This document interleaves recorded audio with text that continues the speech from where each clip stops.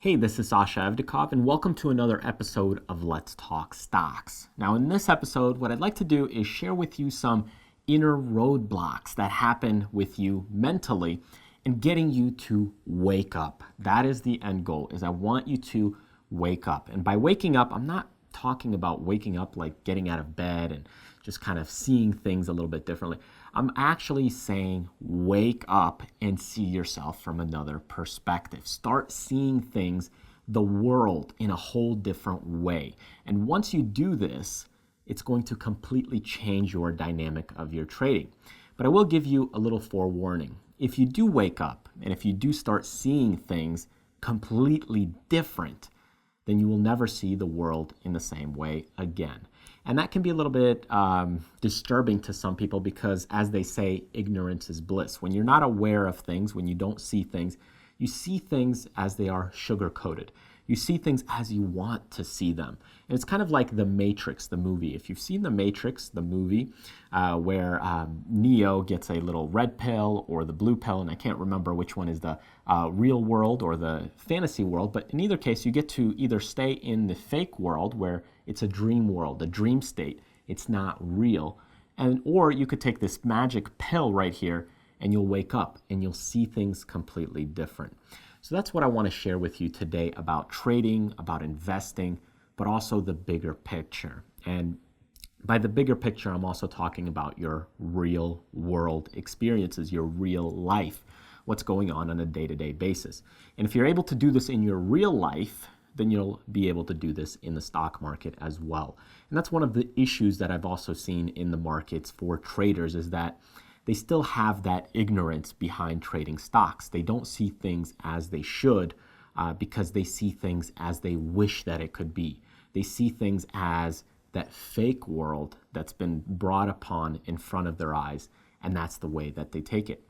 Now, to illustrate this example and kind of go in detail about the lesson so that way you really understand things, how they work, I'm going to share some experiences from history, and then I'm also going to share some experiences about me and myself and some of the comments that actually I get, especially some of the hate comments that I get, which are always fun and interesting to dissect and look at and discuss, because then you get to really see multiple sides of the coin and then see the bigger picture, because you'll be able to see exactly what is being said, what is their mentality, what is actually, though, the real thing as well. So you'll get to see multiple sides because you'll see how the curtain is actually brought upon many people in this world. And it happens to everybody, especially the younger people who are not really aware of what's going on and what's happening.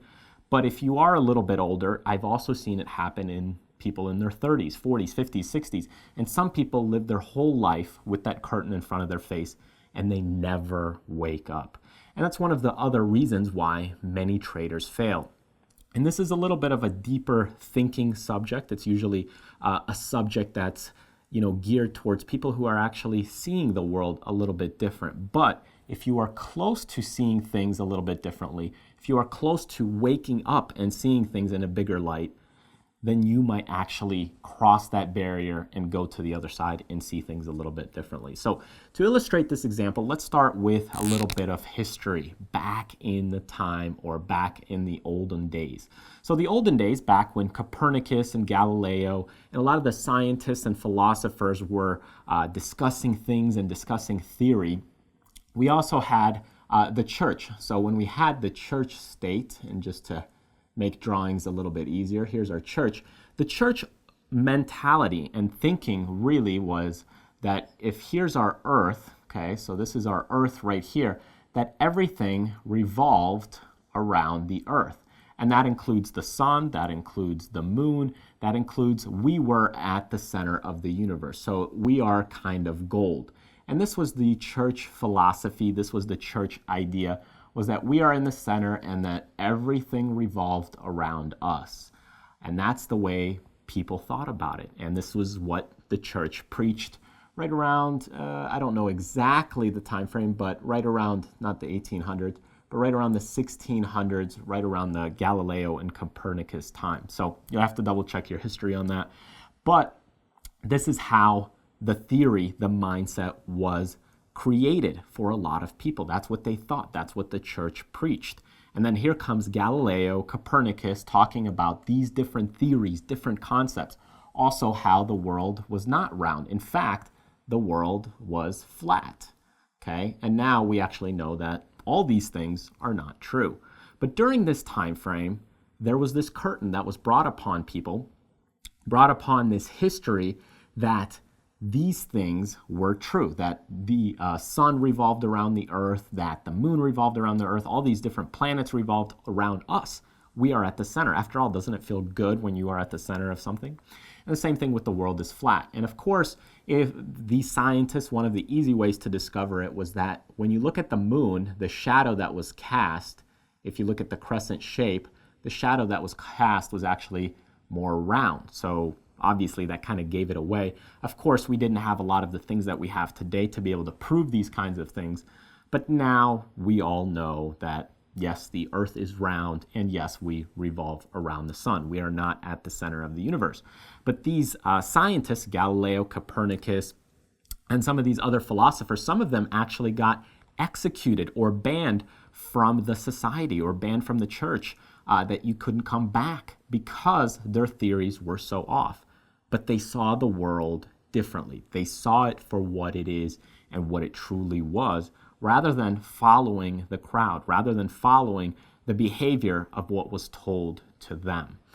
So in our modern day society, there's a lot more information that happens and that goes on. So you also probably are getting a lot of knowledge, a lot of insight, whether that's from me, whether that's from other videos, whether that's from other articles. You're getting a lot of insight and a lot of information from all sorts of sources. So when we start looking at all these different sources, some of them start to become a little bit confusing because you don't really know what to believe, what not to believe, what's true, what's real, and what is it that you should be doing, what you shouldn't be doing, especially when it comes to your trading when you're just new and getting started. And that's one of the things when you're growing up as a kid, your parents somewhat help you do. They help you walk, they help you do this, they help you do that. But as you get older and as you age, to get to that next stage and that next level mentally, psychologically, it becomes a little bit tougher because there's not a lot of people that can really hold your hand to help you physically walk that line of the psychology. You have to mentally do it yourself. You have to take those steps yourself personally. Whereas with walking, somebody can help you physically, kind of guide you. But with the psychologically, what you can do is what I'm doing right now is to show you kind of a path, but you ultimately have to make that decision for yourself. So what I always like to say, especially the people that I coach, the people that I teach, is never believe anyone more than 50%. And why do I say that? That includes myself as well. So never believe anything anyone says, tells you more than 50%. And the reason for this is because if you believe more than 50%, or let's say 100%, it doesn't allow you to be mentally open towards other things. So if I have a mindset right here, let's just say a mind, and I'm only believing 50% right here, this is what I believe, then at least this other part allows me to bring in new ideas, new concepts. It allows me to start thinking about things differently. Well, what if I could use part of this thing over here and what I've learned in this section as well and combine them together, and this actually creates something brand new that works for me? And that's how you should really look at it when it comes to trading as well. So maybe I share with you a theory. This is one concept right here. Maybe this is me. So let's say this is Sasha here. Okay, and then you go to someone else and you discover something over here. Or maybe you discover something completely different, like in an art class or a money management class, that you learn a concept or a way to manage your money, or in art, a creative way of doing something, and it makes you a little more creative in the stock market. So now you combine these two concepts and you get your own strategy. So by combining these two, you can get your own strategy, a winning strategy, a strategy that works for you. Because I'm not you, that other person isn't you, but you need to make it work for you, for trading, for investing, for building a business, for your health, for your life, whatever it is. Combine it to make it your own. And most people don't get that. Most people, when they go in the world, especially today with all the social media, all the hype that we have, what happens is we have a thing called a Google effect. Okay, and if you haven't heard what the Google effect is, it's basically when you search for something on Google, then what happens is you get a result, and when you read this result, you get this website, and you get information that's exactly what you were searching for, which is really phenomenal and amazing, because when you get to Google, you search for something and you get a result, and it fictitiously, in a way, steers you towards the result that you wanted. But unfortunately, not all those results are correct or proper. They're not exactly true, because your mind slowly starts searching for the answer that you actually want.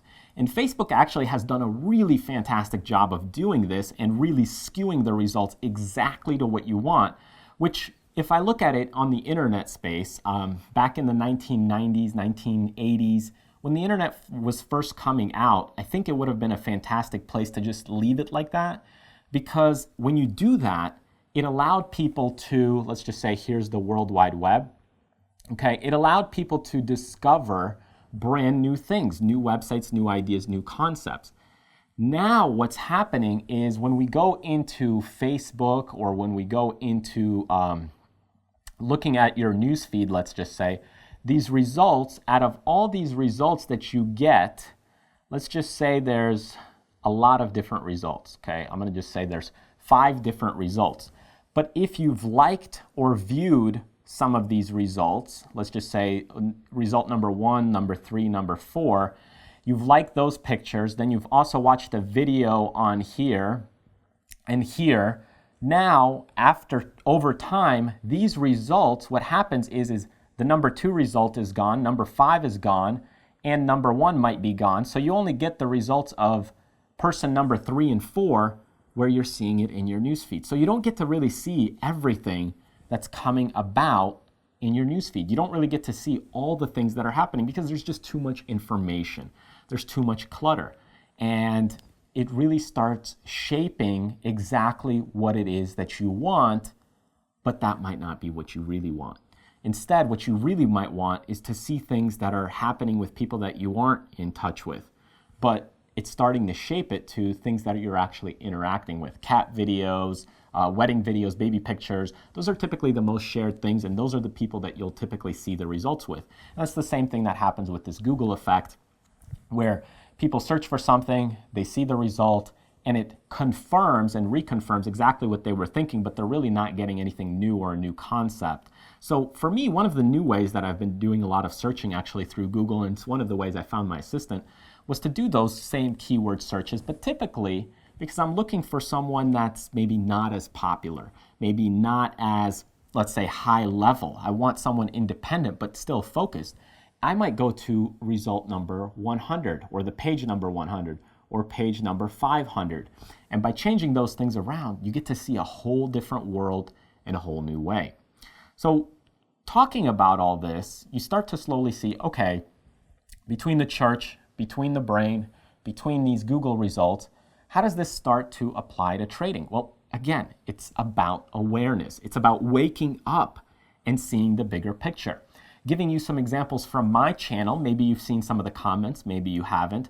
There's a lot of different chatter about, for example, one of the things that was said was that when you look at my eyes, back when some of my earlier videos, in fact, when you look at my eyes, they used to be focused just slightly to the right of the camera, or just a little offset to the camera. And there's a comment out there that was made that was talking about saying that, well, if you're a practitioner of neurolinguistics programming and you're an expert in this, you can definitely tell that there is deception in his eye movement. You can definitely see that that is not a true, genuine person. And when I look at this, sometimes I don't even bother wasting my finger strength to write back to these because it's just not worth it, because I know exactly what's true and what isn't.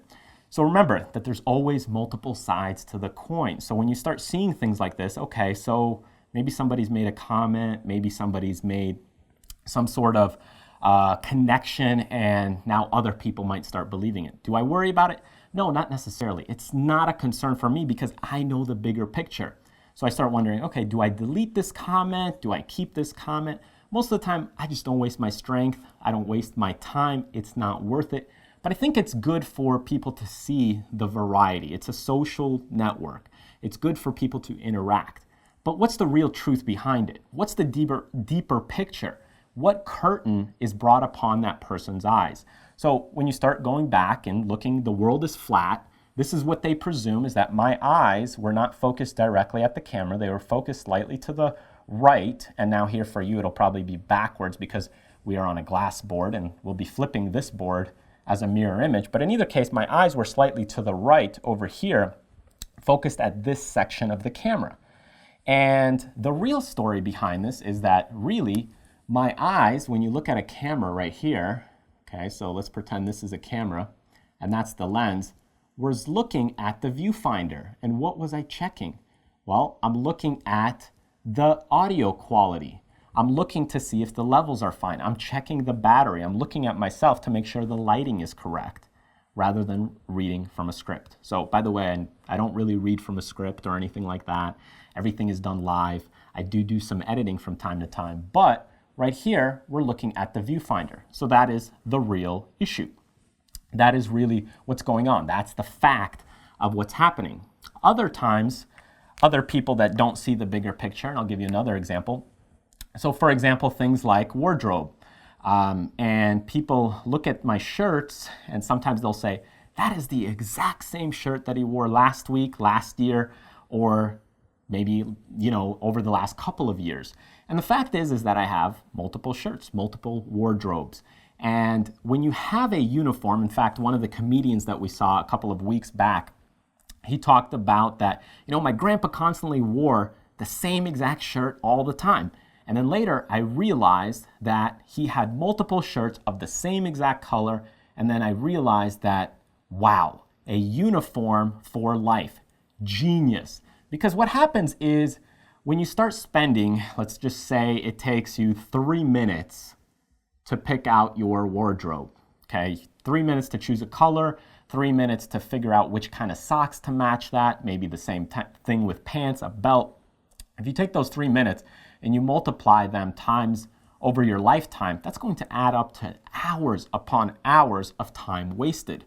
When in fact, I could just buy 10 black shirts, 10 blue shirts, all the same thing, same exact shirt, 10 purple shirts, and it just saves time. It saves time that I'm ready right away to go and film. But in reality, some of these people will think, okay, well, he only has one shirt. He only has a one color shirt. And if you look actually at Mark Zuckerberg, when he came back from the paternity leave, he'll also talk about, he said, oh, okay, I'm back, what to wear. And what he'll have is he'll have all these shirts lined up, all with the same color. In fact, actually, they were hoodies. But you can go ahead and take a look at that picture on the social media. Just look for Zuckerberg photo wardrobe, and I'm sure you'll probably be able to find it. But he has tons of shirts, all the same hoodie, the same color, exactly identical, and that is just to save that time. Steve Jobs did the same thing. It just makes your life easier, and over time I've realized that as well, that I just don't want to choose my wardrobe and choose what it is that I'm going to wear when I film and record. It's really based on what makes sense. So for example, for this video, what makes sense is actually a black shirt, because you're able to see the different colors, you're able to see the writing a lot better and clearer. I'm not concerned about the fashion. Now, as we get into more of the stock market world and hone in and focus our concentration on waking up about the stock market, because that's probably what you're interested in. You're looking to have a financial gain or increase your life or portfolio so that way you can benefit your life in the future. So you're looking to grow in the stock market world, but it all comes down to stemming about that awareness factor of how stocks move, how stocks behave. Once you understand the fact that they're not always going to go and continue up to the upside. They're going to pull back. They're going to retract. You can't buy into that stock thinking that just because it makes this awesome widget, awesome digits, awesome thing right here, it's going to continue powering higher. And most people are not aware of that. They buy those things based on the hype. Now, in this industry, there's some really nasty things that happen, really nasty things. and not a lot of people talk about them. And I've kind of dabbled about them here and there on the other Let's Talk Stocks or the rapid recap sessions that we've had. But there's some nasty things that go on, and some nasty things not just in the market themselves, but in the industry. And it happens all the time in all kinds of industries. It happens in the health industry where patients get forced to take drugs so that way they're easier to manage, manipulate for doctors. For example, they become more sedated.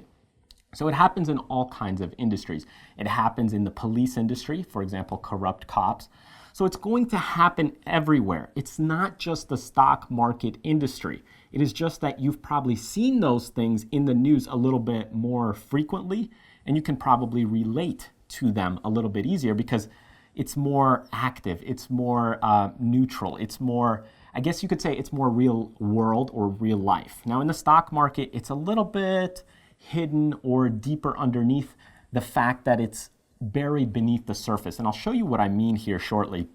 But basically, what goes on is that because these things are under your subconscious level, you don't really see them because you're not familiar with them yet. Whereas with police corruption, you've probably seen it. You've probably seen women being assaulted. You've probably seen, or heard stories about, different corruptions in different industries, from lawyers to musicians to, this guy sleeping with that woman and cheating on them. So you've probably seen all those different celebrity gossips and different things like that that happen in the world.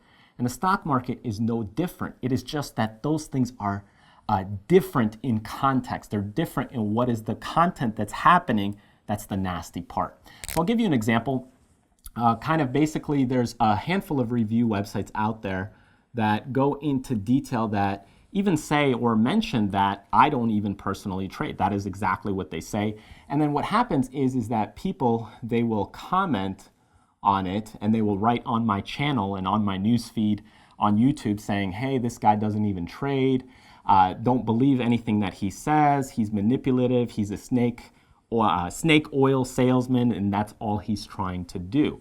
So there's a lot of reviews out there that are asking for track records. They're looking for what is your income potential, what have you done, are you actually a trader? And what happens is actually some of these review websites, and they've done it in the past, and they'll probably continue doing it. Some of these review websites, what they'll do is they'll go ahead and write some items about me or even other business people, other traders, whatever it is.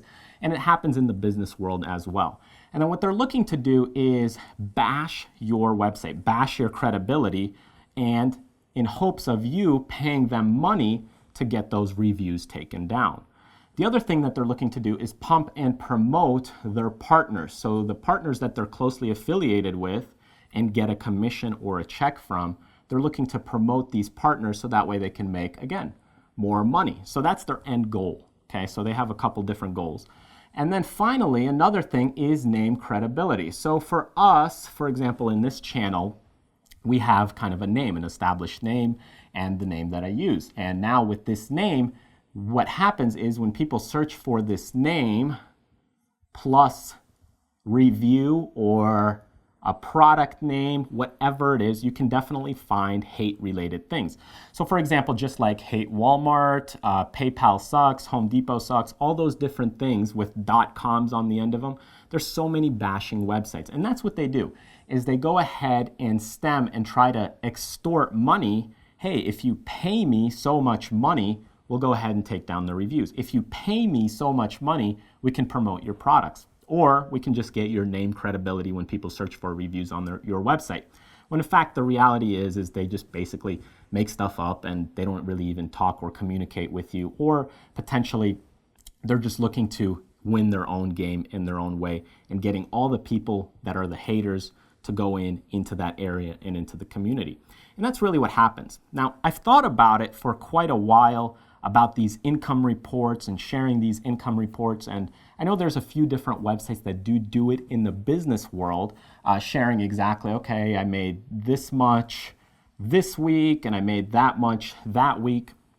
And by sharing these income reports, what tends to happen, and one thing that always kind of sways me away from this, is that when I look at it and when I see it, there's going to be different people at different levels, okay? So we have different people at different levels. if I say I've traded 3,000 shares of Google this week, for some people, for a stock that's $700, are going to say, wow, that's not something that I am able to do. So how is it that I can become profitable in trading? I can't afford that. I don't have the money. And your credibility, in the sense of your emotional sense, your mental state, gets crushed. You just can't trade that large. And now you feel down, you feel weak, you feel discouraged. You just feel bad about yourself that now you can't trade 3,000 shares of Google. If I told you that this week, hey, I just traded 3,000 shares of Google. So for many people now, if I told them I made X amount of dollars and it's a little too high, they may say, I can never make it. And then the other hand, if you say, okay, I mentioned a number or a figure, they say, okay, well, this case, he's not making enough. He's not making enough money. When in fact, we know that more than, let's say, 90% of the world lives on less than $10 per day.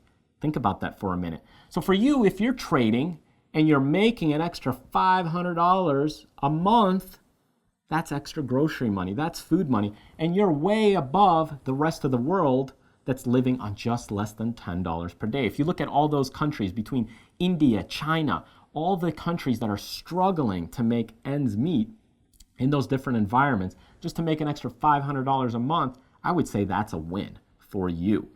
So when you start looking at this, you gotta start seeing the bigger picture. You gotta start being aware of what's happening in the industry. So what else happens is in these industries? Well, here's the thing, stock manipulation, of course. And I've shared the Kramer video before, back I think it was in the 1999, 2005, right around that time frame. There's a Kramer manipulation video that's on YouTube. You can search for it. I don't think it's as popular because it's back when he kind of talked about some of the stocks and the way that they manipulate the price action. And it's illegal. They really shouldn't be doing it, but they do it. They do it anyway. And people like hedge fund managers, they'll go ahead and they'll do it.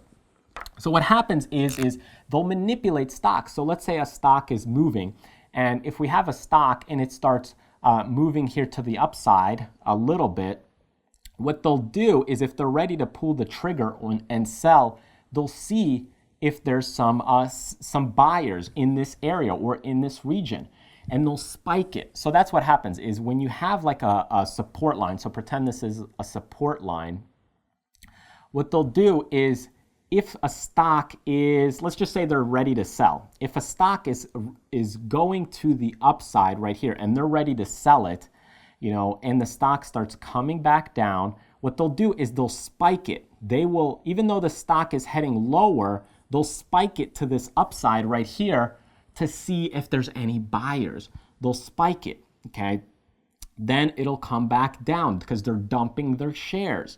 And then what happens? Well, more sellers start coming in and more people actually say, okay, it's starting to sell. And then what do? They put in about a $5 million buy-in program right now. Boom, they'll spike it again. And then they'll see if you're the one that's going to be the buyer. You're going to be the sucker. If you're going to be the sucker, then go ahead, please take my shares. Please take my shares. Okay, so that's what they're doing is, oh yeah, let me out, let me out, let me out. And that's what these big companies are doing, these hedge funds. That's what they do. And then again, then they'll dump the rest of their shares. And this happens the same thing for the downside. It happens the same thing for the upside. Happens in both directions. Okay, so just remember, they're spiking it to move the stock around. Now, it's harder to do that when stocks are large. When they're trading, let's say, 500,000 shares, maybe plus, or 1 million shares plus per day, it's a little bit harder to do that. But if a stock is trading 200,000 shares, I mean, you can probably manipulate it, especially if it's, let's say, a $10 stock. That's why those penny stocks are easily manipulated. If it's a $10 stock, they can whip that stock around, no problem. And imagine if a stock is $5 and it's only trading 20,000 shares per day. I mean, to move that stock, all you really need is about $100,000. I could move that stock around in one day. Just buying a $5 stock, 20,000 shares, I could move that stock anytime I want.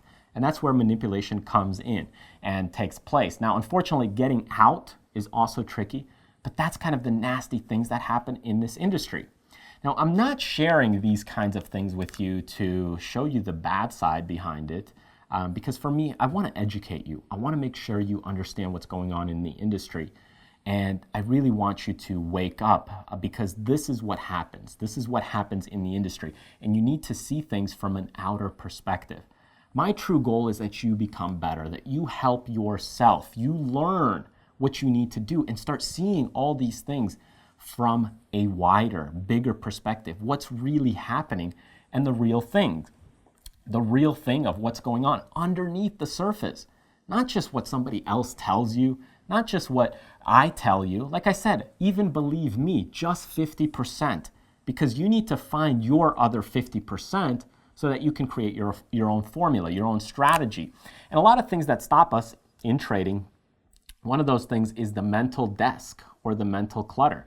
So if we look at our own personality right here, and let's just say this is you, you have your internal stuff right here.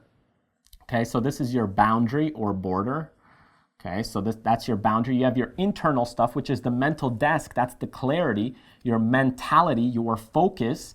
So this is the mental desk. And if you have somebody you need to call, maybe you got in a fight with somebody, with your parent, your loved one, something you need to do.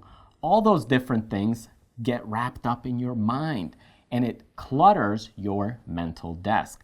So what you need to do is get rid of all this clutter. If you need to call someone, even if you can't reach them and you know they're at work, at least call them and leave a message, and that way that's cleared off your mental desk. The same thing, if you got in a fight with someone, a boyfriend, girlfriend, a family member, at least leave a phone call even if they're not available, leave a voicemail, send an email, whatever you need to do to clear your mind, so that way you can be prepared for trading properly.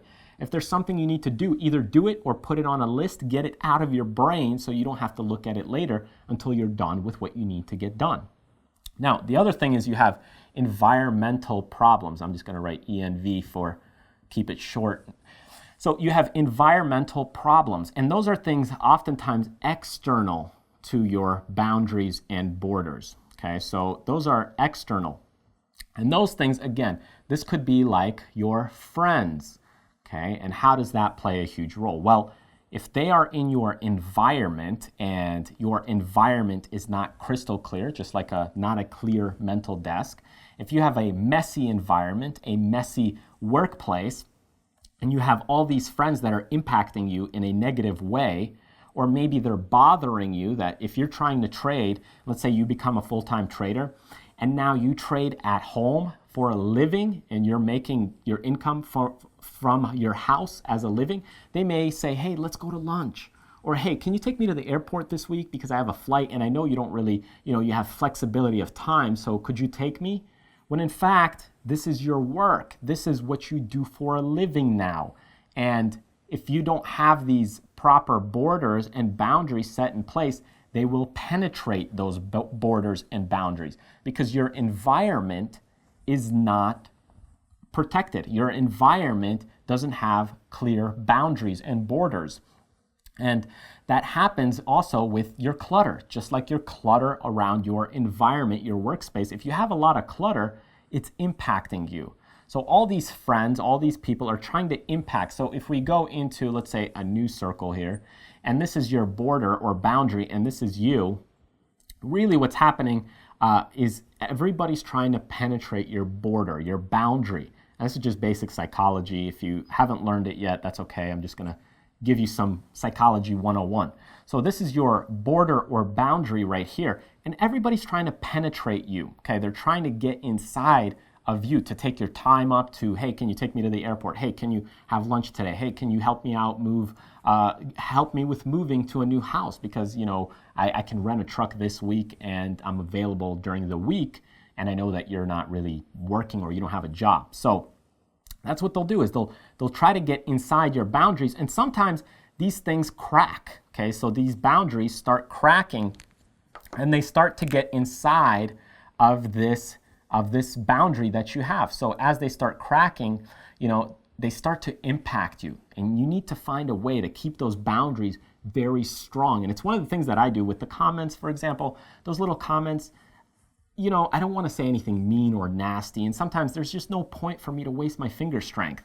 But the reality is I see what it is that those people, they're just not aware. They're not aware and understanding of what's going on beneath the surface. They don't know better. And is it worth it? For me, it's not. It's not worth my time. But for you, you got to learn to worry and focus about your boundaries. And the problem happens is when things get broken through your boundaries. And this is where trauma takes place. So when something breaks your boundary, that's where trauma takes place. And this happens kind of more on the lines of rape, anything like a break-in, or if you got shot before, now you're really worried and scared about the gun. And that's what happens, is that this boundary wasn't just cracked, it was broken, and that's where trauma takes place. Now, there's one final point I want to make, and that is regarding what you see on TV. If you're watching TV, if you're listening to the TV, these are things that are going to affect you mentally. And there might be two different people on there on TV that talk about the same exact stock.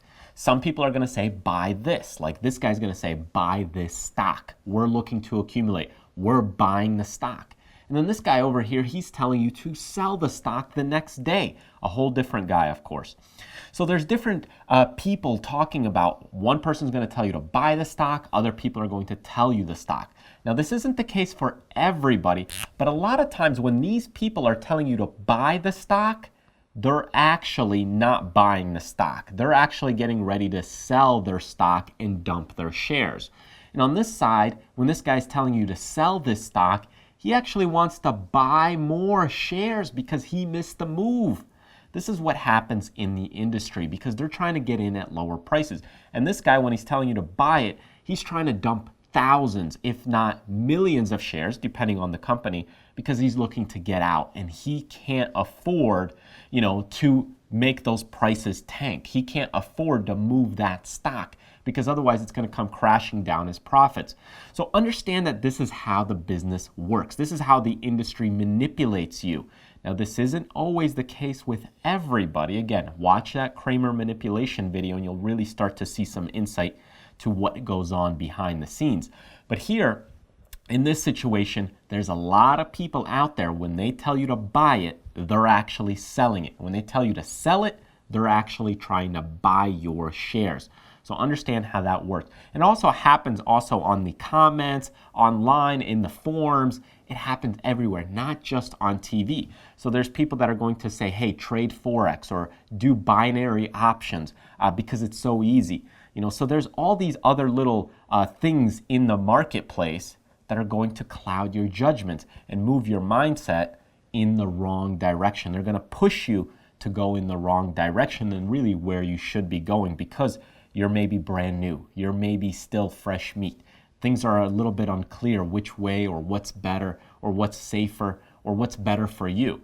So they're able to take your lack of knowledge and manipulate it and push you to things where you actually lose money, where you actually are doing worse than if you just put it in a simply index fund or something to that effect. So understand that this is how that industry works. This is how the game is played and how it's rigged. Now again, not everybody's going to do it, but if you're hanging out watching TV, there will be some people that actually are doing the opposite of what they're telling you. And the same thing with those message boards. If you're hanging out on websites reading what to do on all these forums, then there's going to be a lot of people that are just pumping those stocks because they're looking to get out of them. So really understand that you need to be an independent thinker, that you need to think on your own to be successful in this industry. You can't have other people manipulating your mindset, your clarity of your trading decisions. You gotta think on your own. So in the end, what is it that I want you to do? I want you to wake up. I want you to start seeing things. If you want to be successful in trading, whether that's making an extra $100 a month, $500 a month, $5,000 a month, I want you to wake up.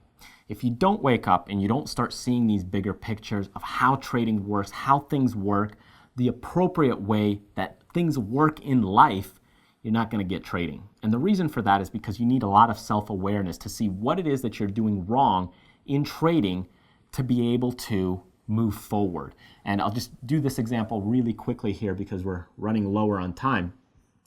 Most of the time, there's a famous saying that says 10,000 hours is what you need in order to progress and be a master of something. When in reality, we get driver's licenses. Okay, so in driver's licenses, when you learn to drive, you probably don't have 10,000 hours. You might have, let's say, 500 hours of driving. And for an airplane person to fly, a pilot to fly a jumbo jet, you only need about 1,500 hours. So why is it that we only require 1,500 hours to fly a jumbo jet when really 10,000 hours to master something? Well, the fact is that with the jumbo jet simulator, you see mistakes. You see things that are happening. There's simulators. So when you see those mistakes, you're able to condense that 10,000 hours. The 10,000 hour rule is true if you are just doing things creatively. If you're playing piano and you're just stumbling, making your own mistakes. But if you have a mentor, if you have a guidebook, if you have books that help you see yourself from that outer perspective, which is what I'm trying to tell you here, if you see yourself from that outer perspective and can see you're making mistakes, you can condense that 10,000 hours to learn stock trading to 2,000 hours, to 3,000 hours, to 500 hours. You can condense it to whatever amount of time. And it's just about seeing yourself and being aware. So that's how you speed up your learning path and curve. Some of the things that'll help you do that is, number one, the mental desk. So if you have the mental desk and you clear it, you clear your mind, that's going to help you. If you create a good environment, again, for yourself, you have a nice environment with your friends, you have boundaries, and you set those things up in those boundaries where nobody can penetrate those boundaries, and they're strong. You have a strong character to yourself, meaning psychologically that not a lot of people can get through to this. If they say something that's a problem, it just bounces off. And I had a struggle with this because I'm a words person. That's my love language. I connect with people very well. I like to communicate and teach, and it's one of the reasons why I enjoy teaching. So for me, because I like that communication factor, this was tough. This was a tough thing to do. But once you build this, not just a border like this, but you build it into a thicker border and boundary where those things don't affect you. And part of that comes with being successful. You stop worrying about what people say. You stop worrying about what it is that they do. And also, by being aware, it also helps those things too. So once you start developing this thicker skin, thicker border, thicker boundary, most of those things will start to go away in the environment, start clearing your mental desk again, and then those things will be better. Because your end goal is really to go ahead and, I'll just do it this way actually. Your end goal, when you look at psychology again, so here we have a skill and here we have a challenge. And this was a book called Flow by Mikhail Csikszentmihalyi, I believe, somehow like that pronounced. Anyways, so when you look at this right here, this is the flow channel. Your end goal is to be in the flow channel. So we have a challenge and we have a skill right here. So when you have a challenge that is very hard, okay, and a skill level that's very low, which is over here, right here, this area, if that's where you're in, if it's a tough challenge and you have weak skills, you can't do it. This is where anxiety comes in and this border starts to become penetrated. Okay, so that's where you have the anxiety. On the other hand, if you have a really high degree of skill, but the challenge is weak and you're over here, this is where you become boredom. So that's where boredom starts to kick in, and that's where again, you're not in the flow. But the ideal situations when you have your skill matching your challenge right here, or right here, or right here, or right here, you're trading the right amount of shares for your account level. You're trading the right amount of shares for your skill level. You're trading the right amount of shares for your account. Whatever it is, you're doing the right things for what you have, for your skill sets. You're doing the right things. You're managing money the right way. You're trading the right stocks. You're doing the right things. You have a thick border. You have a clear mental desk. Your environment is correct. Then you're in the flow. And that's when you have that awareness, putting everything together, making things work, seeing things from a bigger perspective, and seeing how all those things, all those pieces, all those puzzles work together. And when you see this, when you see all of these things working together, that's where everything just works. Everything just works. That's when those light bulbs, boom, they light up, and that's when everything just comes together. So I hope you really start getting this, understanding this, and I'm really passionate about you seeing this from a larger perspective, because in the end, as I always say, it's not about me. It doesn't matter what I say, what I do, how much money I tell you I make, how much money I don't make, how much money I lose. It doesn't matter. In the end, it comes down to you. What is it that you can do? Who cares about what I'm making? Who cares about what I'm doing? All that matters is that if I help you in 5 minutes to get to where you need to go, and you can help 5 other people, then you win. Then you win. You win. And then society wins, because then you can take that knowledge, that skill set, apply it to other things, apply it to other aspects of life. You can take that extra money that you make. You can go help feed the homeless. You can spend more time with your family. You can buy a better car if that's what you want. Or you can simply just go install wells for other needy countries. So hopefully you'll do the good things, because in society, as you keep evolving, as you keep progressing and getting better to a higher state and level, you start becoming more of a philanthropist. That's the word I was looking for. So you're trying to do better for the world because you already have your basic needs. And when those basic needs aren't met, that's where a lot of people, when the hunger isn't met, that's when a lot of people go into stealing, into, drug-related abuses, into, robbing other people. It's because those basic needs aren't met. And if you help other people, if you continue to grow, first you got to help yourself. And then after that, you can contribute, you can teach, you can install wells, you can do all sorts of things. Donate your time in many other ways. And that's really the end goal, is that for you to get better. It's not about me. Take what I teach, what I show you, apply it, make it your own, and continue to grow and evolve. And the one best way to do that is really to start being aware of what's happening, being aware of what's going on, not only in trading, but also in life. You start seeing things for how people act, react, how they move, how the world works, how it operates. And for some people, they'll never see it. For some people, they never get there. They never see things. But understand that there's always another level. Constantly working your mind, working yourself, and getting better, going outside of your borders, and taking this boundary and expanding it to the outside and growing it. Okay? Learning to see how all that works together really will put your trading in a much better place. And you'll start being more confident in your trades. You'll start being more confident in your positions on how to trade, how to manage them. And part of that just continues to grow just due to the mental desk, the environment, your education, your skill sets, and challenging yourself. You'll continue to grow. So thanks again for joining me. Thanks for watching this video, and thanks for just being a part of the family. I hope you found this video helpful. Hope it wasn't too serious or too negative. I just wanted to share some things for you so that way maybe you're woken up and seeing things from a little bit of a different perspective. And if I've done that, then I've done my part. So thanks again. Remember, in the end, there's more to life than money. Go out, do what you love, contribute to other people, but most importantly, live life abundantly. I'll see you next time.